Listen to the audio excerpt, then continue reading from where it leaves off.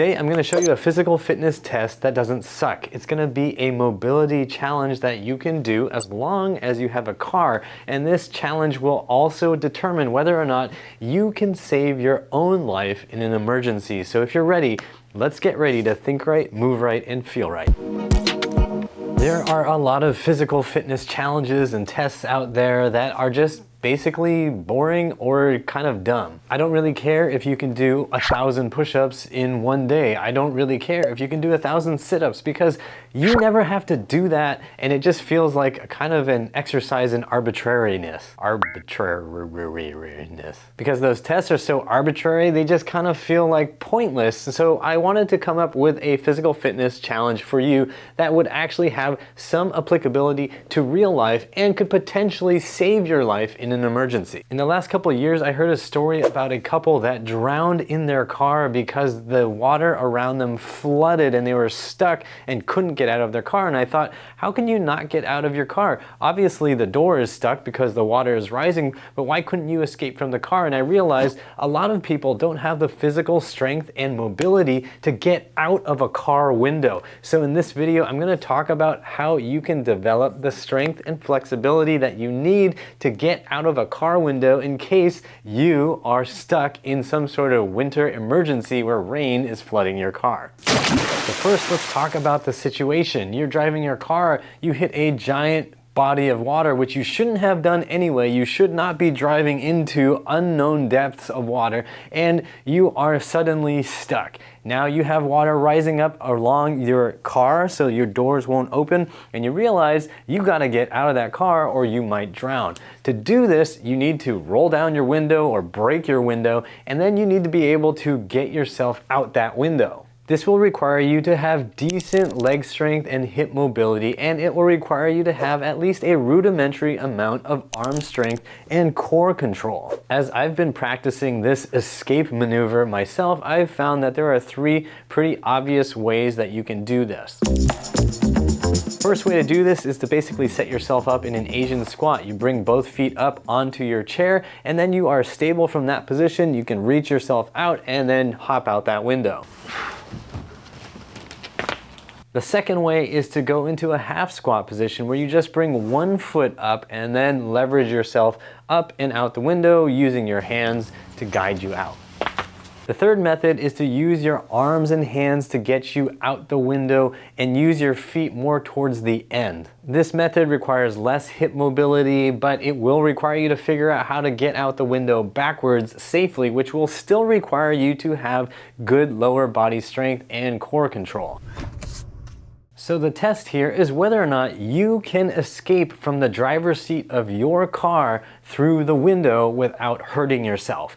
Do you have the mobility in your hips? Do you have the control of your spine and core muscles? Do you have adequate shoulder mobility and arm strength to help you get out that window? If you don't, then you're going to need to use some tactics and exercises to train your body to get used to the motion of escaping out the window. When you set up this test for yourself, I encourage you to have some assistance if you have any doubts about whether or not you can do this safely. Put some cushions around the outside of your car, put a stool on the outside of the door so that you're able to use that for assistance if you need it. Do whatever you need to do to make sure you feel safe. If you feel like you are trying to get out and you really have zero confidence in your ability to get out of that window safely and get to the ground safely, then just stop and work on the exercises and the strategies I talk about later in this video. If you find that you can pass this test and it's easy peasy for you to escape from your car window, then awesome. Drop me a comment below and let me know that you have the power. For those of you who don't have the capability and confidence to escape out your car window in an emergency, then let's talk about some specific exercises that'll help you build the strength that you need. Hey, I want to give a big shout out to some new Patreon supporters who are giving more than $5 a month. First off is Crystal for giving $23 a month to support my channel. I really appreciate it. Susan, Edgar, Dave, and Paul, thank you for becoming $5 a month Patreon supporters. I really appreciate it too. If you want to support this channel too, use the Patreon PayPal links you'll find in the description box, or use the YouTube join and thanks buttons. Now let's get back to it. First, I want you to work on your Asian squat, or your primal squat, Gopnik squat, Russian squat, kimchi squat, whatever squat you want to call the deep human squat. You can use your car door to help you train this position. Use the assistants to help you practice getting up and down and only going to the depth that you can comfortably and safely control. Never push through anything that feels like it's gonna pop or crack. You wanna be training muscles and feel muscles working in your legs as you're doing this. For more help improving your deep squat, be sure to check the description box. I'm gonna link to a huge playlist of videos that'll help you get deeper in your squat. If you're a total beginner to training your deep Asian squat, then I suggest you work on it about twice a week for a couple weeks. Do 2 sets of 8 to 15 repetitions, depending on how your body feels. If it feels like that's too much, then start with fewer repetitions and gradually build yourself up. And over time, you want the Asian squat to feel easy all the time. The second exercise I want you to work on is the L-sit. You're going to be sitting on a firm surface or even your couch, and you're gonna lift your knees up towards your chest and hold that position so that there's approximately an L between your torso and your thighs. You're gonna feel your abs working. Hold this position for up to 60 seconds if you can. If you can't, which you probably can't right now, start with lower numbers. Go 5 seconds, rest, 5 seconds, rest, and then go 10 seconds, rest, 10 seconds, rest, and just keep going until you can build up the total length of time. On any given day that you're working on this, work up to a total cumulative 90 seconds to 2 minutes total, and that's great. You've done a good job. I would suggest you pair this with the Asian squat work you're doing. So again, if you're a total beginner, then it's gonna be twice a week that you're doing this. And if 90 seconds to 2 minutes just seems like way too much for your body right now, that's fine. Then lower it cumulative 60 seconds, and that's fine. And then over time, you can just build that up. Escaping out your car window also requires you to have some basic arm strength to support your body on the side of your door as you're escaping and holding on to the roof.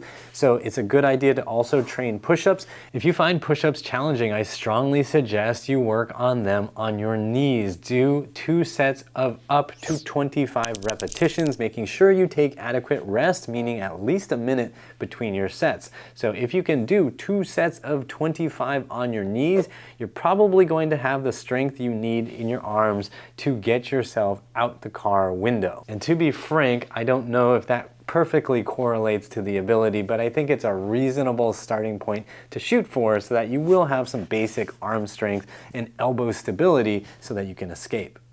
If you want more detailed guidance to be able to do push-ups, I suggest you check out the links in the description box because I will link to some of the push-ups tutorials that I have here on YouTube. Making sure you don't die in your car if it's being flooded also requires some pulling strength, so I would suggest you work on rows. You can use a TRX or other suspension training system or gymnastics rings to just work on simple body weight rows at a distance that is challenging but not overly taxing and a huge strain on your body. As a beginner, just start off with 2 sets of 10 to 20 repetitions, taking adequate rest in between sets. If you've not done any sort of rowing motions in a long time, it's probably not going to take much to make you feel a little bit tired. On the other hand, you may also find it difficult to even feel the right muscles because those muscles have been numb to life. Sad, sad muscles in your back. So again, give yourself time and patience so that you can build strength and coordination. You can do all of these exercises I've mentioned together twice a week. Just do them all as one workout. And then over time, if you feel like you can handle more, I would say go to 3 times a week, but definitely don't go every single day on these things because you'll just get super sore unless you super reduce the intensity of all your exercises. But if you're at the point where you physically don't have the ability to escape out the car window, I don't suggest you do this every day because your body needs time to get stronger and to adapt. Now, once you start feeling a little stronger and more confident in getting out your window, I encourage you to keep a couple things in mind to make it easier on yourself. Number 1 is to make sure you're doing this in a safe way. It is not worth risking life and limb to jump out of your car window in a non-emergency only to break your ankle or torque your knee or twist whatever.